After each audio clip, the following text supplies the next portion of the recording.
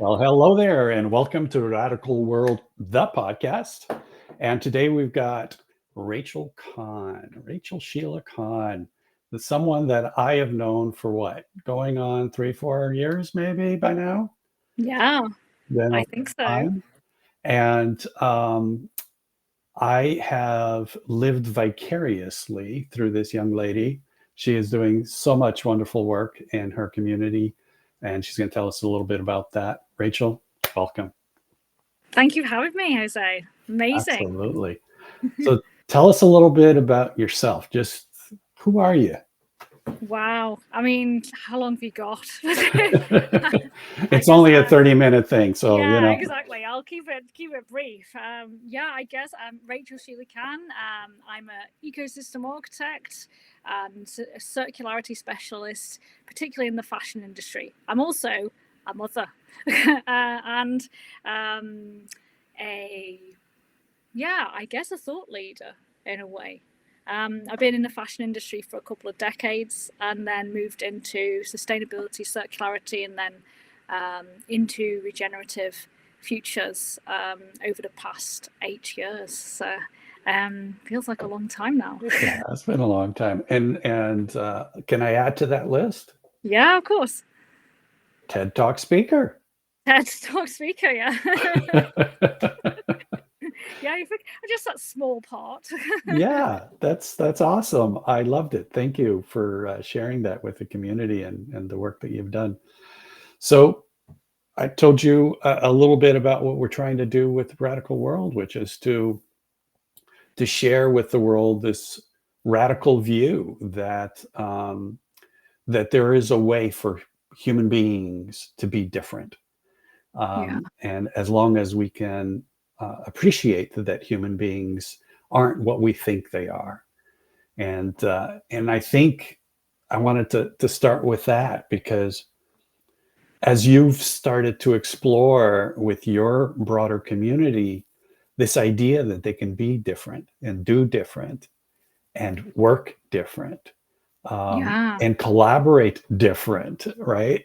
So Just collaboration is radical sometimes, right? Like, 'cause we've been exactly, very used to being like, this is my dance space and that is your dance space in terms of like a business, an individual, a community, whatever.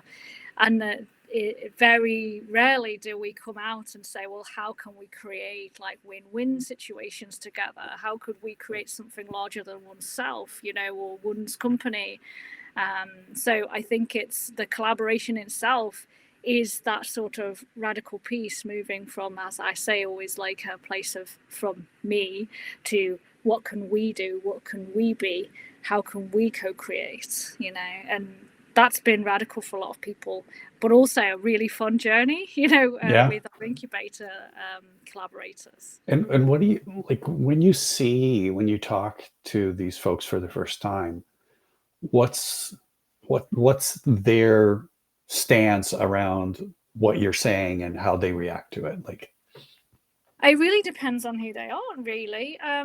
Some businesses come and are like slightly worried about, say, IP and things like that because it's not used to kind of sharing resources or supply chains um, or even just sort of radically coming together like that. So some of it's a bit of fear, if I'm honest. But then there are like really great people as well who've been used to collaborating before and then are collaborating now in whole other ways. So I work with people who've got sort of regenerative growing networks in India. And when Kishore particularly saw the incubator at first, he was like, well, actually, this is what we do in India all the time. And what you're creating is sort of like a virtual stroke in real life version of that, but in a worldwide aspect, I suppose. So for some people, it's quite natural as well. So I've been, really happy to see that happen and the joy of collaborating, as well as the sort of not complications, but challenges, I'd say. I'm going to pull Yes. that up because I'm going to. Yeah.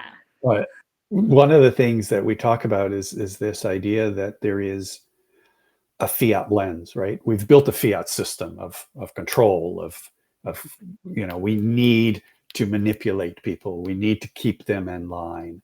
And much of our system is designed to control and manipulate, right? And Yeah. we call that the fiat system. And then we call the lens with which most of us are used to seeing the world a fiat lens, because that all looks normal to us. It's normal for a company to tell people what they do, what they should do, and how to do it, and when to do it. And if they don't like it, too bad, we'll fire you. That's the sort of a normal thing. And that fiat lens sees that as that's the way the world works. And the radical lens, which I think you've just described perfectly, is where people are willing to collaborate. Yeah. People are willing to see that it's okay for us to actually work together and not have to control each other, not have to impose on each other in the way that isn't collaborative in nature. Is that consistent Yeah. with what you're saying? Exactly. And actually, I do something in our education side of things, which was originally by a modern day philosopher called Charles Eisenstein, which is our musical chairs, where we show them the fiat, you're calling it a fiat lens, right? We show them that in a crude game of child's musical chairs, whereas when you lose your chair, you lose your job, you lose your access to healthcare, you lose your house and ability to make money, etc., etc. And when I played that with either my students or people in our academy for circularity, they sort of start getting into a very sort of abrupt game, and they start to. So one of my students said, "Can I elbow people out of the way?" Some of them hold the chairs to their seats, to their butts. Right? It's very funny. And then one wins, and I'm like, "How do you feel?" Like, "You're Elon Musk now, right? Fabulous, you know." And he's like, "Yeah." I was like, "Turn around and look at everyone else, right?" And some people are very upset because they've had chairs swiped from underneath them and things. And then I And asked likely them, some of them are sitting on the ground, right? yeah, some of them are like, ah. And then I say, well, what would it look like if we created a new game? And I think that's what we've started to create, right? I'm not saying it's fully into fruition, because I think it takes a very long time to grow something like we're doing. But I have them try on that there's 10, 20, 30 chairs in one chair, right? And there's enough chairs for everyone. And when you know that there's enough chairs for everyone, you can swap chairs and things like that. The conversation is then far more collaborative. There is far more conversation, and there's less fear, and there's that kind of then the adaptability of being able to start to collaborate in different ways, and physically playing that game really helps people to see that there are other ways to create the future of life, right? I call it life rather than work, because I don't see it as work. Absolutely. And so do I. And thank you for Yeah. that. Because, yeah, the way we've created work as a subset of life, as a separate and apart subset of life, because we're not supposed to bring life into it, right? No. We can't have personal relationships because it's just work, right? Professional. You got to be professional relationships, which means that you come in, you act your role, and then you leave, and you feel empty because you've just done something that you didn't get connected with your colleagues. You didn't have fun in doing the work that you were doing. You've simply gone and spent a bunch of time doing something for someone else without the passion, the love, the caring, the relationships for what you're doing. I think that's where a lot of people work today. Yeah. 100%, I really do. And when we first did the conversations for the incubator, when we created the incubator, it was about we. I had the initial idea and the workings out of with actually from other places, right, as well. So I want to continually acknowledge like everyone that's been involved in it, including yourself, right? Like it wouldn't be called a collaborative without you, right? Right. So but we started to come together with all of the different players and say, what would you like out of something like this, right? So we designed it with them, right? As okay, so we co-created the potential benefits that would have that community start to thrive, right? And that was super interesting to see. And I didn't launch it until I got enough people sort of coming together to say what that was, and so on and so forth throughout the journey of the ecosystem. It has been the same, continually transforming it and working it in a living systems way. That's the joy of coming together with other people. I'm not on my own with it. Right. You know, there's even with growing the community, other people introduce other people as well. You know, and it's a natural evolving state, I'd say. And when you describe the incubator, tell us a little bit about the incubator and the type of folks that are playing a role there. I mean, it was started really because I was working as a consultant and getting quite a lot of people who were micro startups, and I'd always worked with startups before, or very tiny one-person companies or consultants and designers, and there was a mass interest in people who were inside of other businesses as well, and there's a real interest in applying circularity, sustainability, and working regeneratively, but it's from the smaller scale. And yeah, we wanted to start to come together to almost act as a larger entity, as a forest, right? So we designed it and grew it as a natural living system. Each tree in the forest is a different niche of clothing or accessories or potential sort of niche areas like regenerative growing, and they can come together in their trees and start to co-create, but also they can come out and start to create new brands or collaborative marketing. Or so it was very pragmatic, and is very pragmatic, because I'm originally from Stoke-on-Trent, which no one will know probably well, as it's the north of the UK, and I could hear one of my friends sort of in my head, my old friends sort of going, well, okay, that's all well and good, a forest, a facilitator's reach, but how are you going to actually tangibly make that happen? So I've always been very much, okay, well, in this business as usual landscape, this is how we can transition towards some kind of radical future. Yeah, so the incubator was that. It was a coming together to co-create, to create continual benefits, that together we could be bigger as one or do more as one. And you're teaching, you've got the incubator. What else are you doing?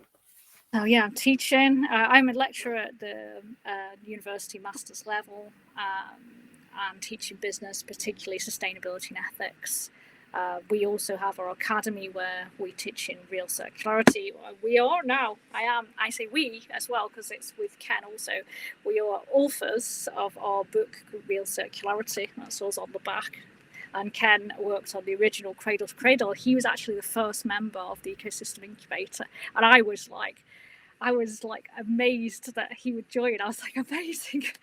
And now that we're business partners, it's like the coming together of that was a collaboration itself, you know, lifting each other with each other's different and synergistic skills and practice.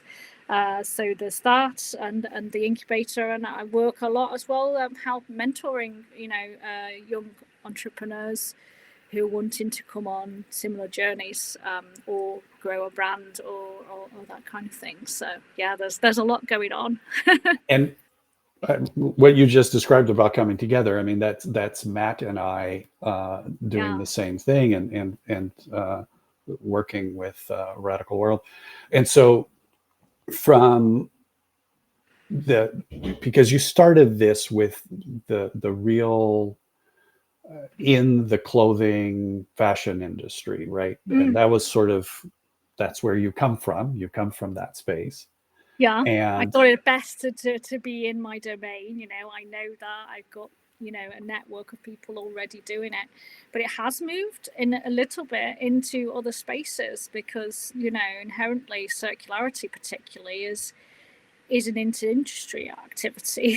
So we've had some people, we wanted to go a bit bigger on we were doing a summit on our Real Circularity Summit particularly, and we were like, actually, we'd like to take this into industry, and we've had interest from the world's first circular bike, and head of Google Circularity, and as well as all of our amazing people in the fashion landscape. And then just random things happen, whereas I sort of found other people who are in, say, outdoors activities. So they're called tent share. They share tents, right? And she just picks up all the festival waste here in the UK. A lot of people are very slovenly and leave tents. It's not just in the UK. They leave things, and she goes and picks them all up. And she said, "I've got these sleeping bags. What do I do with them?" I said, "I could bring them here." So I added my design skills, and I worked with my sister. And again, we created a collaboration there where we created this thing called Love Big Coats, which is sleeping bags from festivals into coats. And it's never going to make me £1 million, but actually it's been a really great attractor to our work because it's a tangible thing, right? And right, it's right, I can see that. I know I can see that you're collaborating with all these other people, right? And including for QR patches that we've done with another company, and it doesn't have to be transactional. That's the joy of this. Right. It's okay, how can we be creative? How can we raise each other? And Tent Share always says that because the coats are there, it's something that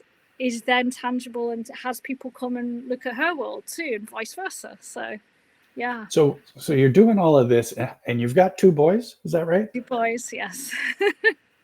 How do you find time to do all this? Time for me isn't as linear as I thought it was, in a way, right? It's actually, if you focus, it's not even just focus. It's I like a willingness. I want to get out of bed and do this. It brings me joy every day. Very motivating, isn't it? Yeah. It's I mean, it's like motivating. air in my lungs. It's wow, I want to get up and do this. People want to come onto Zooms and collaborate and enjoy immensely all of this kind of creativity that's happening, right? I was doing an interview earlier this week with a gentleman who is the co-founder of, I don't know if you've ever heard of Liberating Structures. No. And sounds like I should. Yes, you should. And anyway, and his name is Henry Henri. And throughout the interview, because he worked for the same company for 30 years, Yeah. and throughout the interview, back in the 60s, 70s, and 80s, so a little bit different era than what we're doing. And throughout the interview, he said, I was working with this team in Belgium. I love them. I was working with this team in Denmark. We had so much fun. I was working with this thing, and he was the team lead, and he had the wherewithal to have these collaborative relationships with his teams. Not, he didn't come in and say, I'm the boss now, and Mr. such and such, right?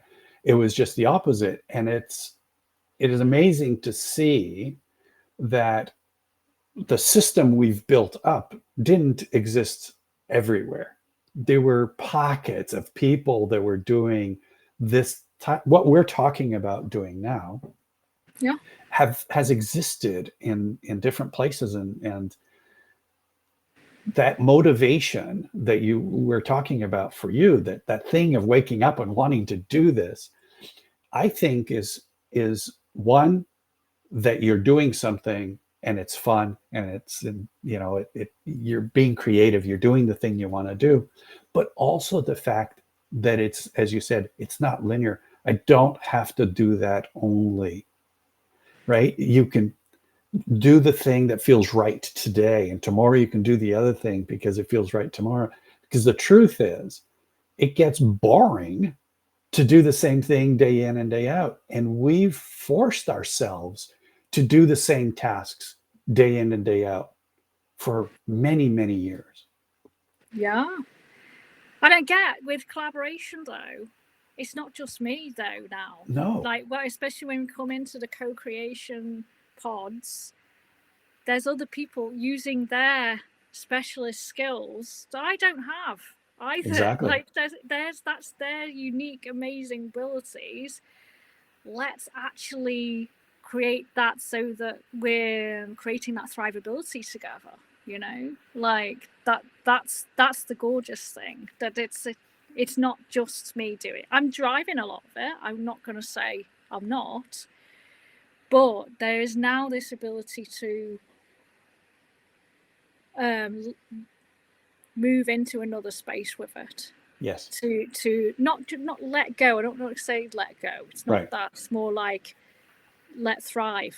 Okay, we're going to create something that showcases your inherent skills with this tangible thing.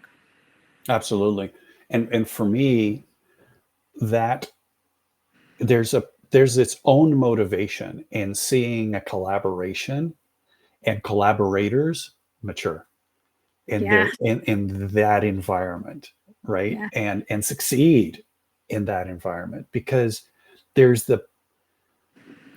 I think, just as in with the fiat lens, that I think it's sort of, they call it Schadenfreude. Are you familiar with that term? It's a German word, and I think I misspoke it because I can't pronounce German, but it basically means to revel or enjoy someone else's misery. Oh wow. Okay. Right? It's a feeling where someone that you don't care for is suffering in some way, and I believe that this fiat lens creates a lot of that in the workplace, where someone else's failure is actually enjoyed, reveled in by other members of the organization. And I think that collaborating in a radical organization is really the opposite. It's reveling in each other's success, because there are enough chairs, as you pointed out earlier. Yeah. Right. And my success is our success. Exactly. Right. Exactly. It then becomes, and my business partner Simon, who's been a big part of like co-creating the ecosystem, always says it's a musketeerdom. That actually we're like, we are the musketeers coming together. Yeah. And that's it, right? Because our nature is in abundance, in a place of ability to help. That's what we want to do. Right? But when we're put in a position of having to fight for whatever little crumb we can get, then we fight. And then we say, well, human nature is to be doing that. And yeah, it is, if you're set up to do that. If you're in that system, we set up a system, we set up a mindset, we set up a lens where that all seems normal. Yeah. And so for us with Radical World, it's not enough to think about that we as people have to grow and see for ourselves that that lens isn't reality, Mm. but that we can actually collaborate and create communities of collaboration that are not only helping each other out, but learning how to collaborate better. Because we've had hundreds of years of the fiat system of how to fight for that chair, Yeah. right? And we've come up with all kinds of ways to make it sort of, the law is about, oh, look at that. The law, Whoa. the law is about um, how do we fight fairly? But it's not about not fighting. It's about how we fight fairly, Mm. right? We don't think of our law as collaboration. We have not built a system of legal framework for collaborating. We've built a legal framework for how to fight fairly. So we set up contracts and agreements as well. You have to do this fairly and that fairly, but we know we're going to have a confrontation. So let's build these agreements to actually do that confrontation, right?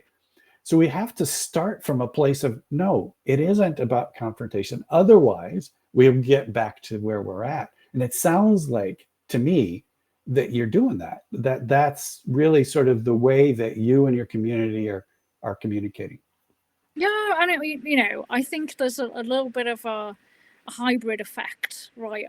I know that where we are is where we are, Yeah. and we did actually sit down with a lawyer and create a collaborative agreement, very loose, to help people to be able to be in the space, right? Because and transition themselves with us, right? And actually haven't massively used it yet. Like for some of the very small collaborations, coming together in a very a small amount of time for, say, collaborative marketing or coming together for a trade show or something like that. It's not necessary. But when we're looking at something where we're setting up something very real that will be a longer term investment of people's time and energy and sometimes money, right? Then we do sort of say, okay, we can use a hybrid approach here, and I'm not afraid of working in that way at all. So yeah. Well, have you heard of from a legal perspective, have you heard of the conscious contract movement? Yes. I think Okay. I did speak to them at first. So yeah. Yeah. So that's very much it is an agreement. It's still done by lawyers. It's still an agreement. But the lens with which the parties and the lawyer is looking at things is not of the zero-sum game, right? Yeah. It's No. already an approach of how do we figure how do we do this so that it's not about you winning or me winning, but us collaborating. No, it was like that. Like, how do we actually just make it so that everyone's seen on a document? And that Exactly. was literally it. It's um, so yeah, like when I explained it to him, in a normal lawyer, he was actually like, "Oh, I get that. We could do this, because I'd set the context up. This is what we're doing. We're coming Right. together to do this. It might look like this, or like this, or like this. It could be infinite ways. It could be 100 people. It could be 3 people. It could be 2 people. So something that was very breathable just came about, which was really nice to see from a business as usual perspective, moving into something very different for them.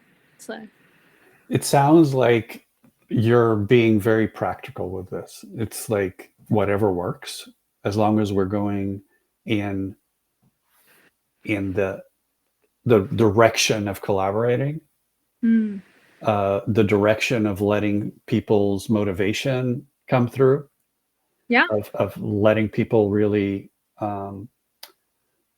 live their truth in a way that is coming through the with the community. So for me, the idea of seeing this evolve in your space, how do you see folks coming in and reproducing this, not just for themselves, but for their friends, for their family, for their neighbors? Are you seeing that at this Yeah. point? And I think it's inspired some people to start their own communities for sure in other micro niches. And yeah, I mean, I guess I've taken it out into my own community as well. Like where I live, there's a block of 10 flats, and just starting to have them try on this kind of new way of living, like, because I don't see it as being it's only in the business space. Actually, this can be in a community aspect. Exactly. And then within the different pods, I call them seed pods, there's different pods of ideas that then start to just grow little tiny, even if it's just a little tiny seedling that comes up. Do you know what that's called, by the way? What's that? That little tiny thing that grows out of a seed. Yes. It's called a radical. It isn't. Oh, wow. I love that. That's going into the incubator 100%. It's called a radical. Really? A radical, yes. Wow. No, that's it. Even if we just start the conversation and start moving towards it with each other, that, is a joy, even to just start putting together some things on paper. So, yeah, I mean, definitely others have set up their own stuff. And yeah, it's come then, as I said, from other aspects as well, outside of the incubator. So it sort of doesn't have to be contained in there, but it does help, that there's a place of holding space for collaboration, of a facilitation of it. I found as well I had to step back and let it grow how it needed to grow, because there was one point where I was like, okay, we need to make sure I'm committing to all of the meetings and da, da, da, da. And actually what they needed, and they said to me that they needed, was just a bit more of a chilled out space as well. So actually I'm getting feedback into, okay, this is how we need this to grow and evolve, at the same sort of time. We don't have to have, all of these different things going on, right? Right. They can be a part of creating what's there, just as much as I can. Well, and you said it's, and I love that, and I say it, and I've actually pulled back from saying it sometimes, because a lot of people say, what do you mean by life or living? And because for me, the word life is everything. Yeah. Right? It's everything. It's all of us. It's every plant. It's every animal. It's everything. And when we are living that life, expressing it to its fullest, and we have people who are willing to help us express it to its fullest by giving us the space, giving us the support, giving us the wherewithal to make it happen. It's I see it now. I love your metaphor of the chair, because I see it as people bringing you the chair when it's needed. Yeah. Right? It's not about pulling the chair away, but actually saying, here, I have a chair for you at this moment, the right chair to serve you at this very moment. You need that high chair? Here's a high chair. You need a low chair? Here's a low chair. You need a chair that reclines? Here's a low, that type of understanding for each other exactly is living. Yes, and it's not like a charitable thing, like I'm going to give all of my energy, all of my time, all of my da da da. No, it's a win-win situation. It's a flow. It's a moving, living, breathing thing. Like life. Like life, yes. Like life. Exactly. The trees don't generate oxygen as a kind out of the kindness of their hearts. Yeah. It's what they expel when they take in the carbon. So it's for us to recognize that we all generate different things. 100%. Right. We look at it and call that kind of thing the living and breathing tree, and the tree that creates also habitat for animals, and the roots, and they've got the mycelium and everything, right? And the leaves come off and they create nutrients. We call it in our real circularity work, and outside of that, processional benefits. So Right. you're continually creating these processional benefits that also become benefits for you. And if you see yourself or your organization or your business or your community, or even if you're in politics, that I see that this kind of way of living can be placed into every different situation. But if you see it as like that you are that living, breathing thing, and that you are, if you expel, you get something, not in return in a kind of give and take sort of thing, but in a natural flow. It's a regenerative flow way, then you're just creating that as a processional benefit of just being that business, or just being that individual, or just being that community, or just being that political party, or whatever you want to, I'd like a decentralized sort of thing going on, but right. Whatever. Yeah. But that you're continually doing that because that it's gonna, it's gonna breathe back in. So we've been trying to keep these short, and so we've been at it for 36 minutes, which is awesome. I was wondering if there was anything you wanted to say that you haven't said. Gosh. On the spot there. Gosh, I don't know. I guess like, well, you'll find me online. Just go and delve in and look at what's going on there. We have all the different websites. Everything is linked, and we're doing a summit in June, which we're really looking forward to with Ken and all of the different industry elements that I spoke about earlier on. And yeah, I just love doing it. So I'm going to continue whatever happens. So I have to do this. Oh, you did? Yeah. Okay. Does that do it on me too? No, it doesn't do anything. It's the Mac, so I'm not sure if you're on the Mac or not. I'm on the Mac, but when we met, I was taken by your energy and by your awesome ability to take things in and run with them. And you, of the many hundreds, thousands of people that I have met on this journey over the last 5-6 years, you are one of those people that has continually popped up for me as someone who is grasping the next thing and running with it safely.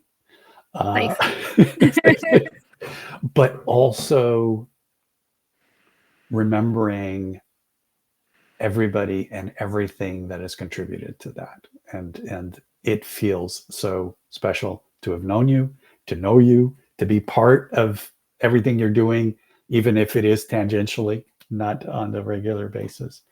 But it's an honor, and I appreciate. No, and vice versa.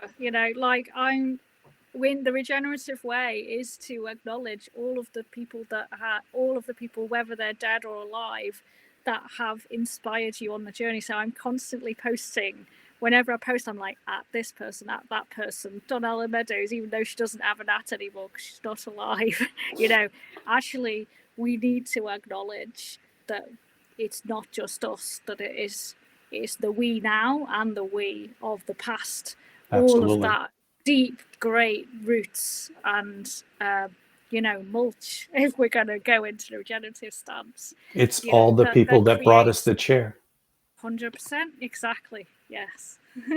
because that's what we do for each other. Yeah.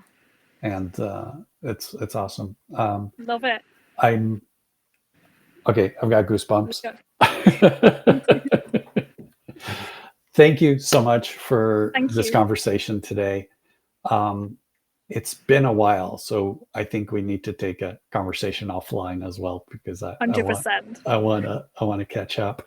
And thank you not only for taking the time to be here, for the wonderful stuff you've done with the TED Talk and all of those other things, but also for just being you and allowing your life to shine as well as it does. So I And really, to you truly too. appreciate that.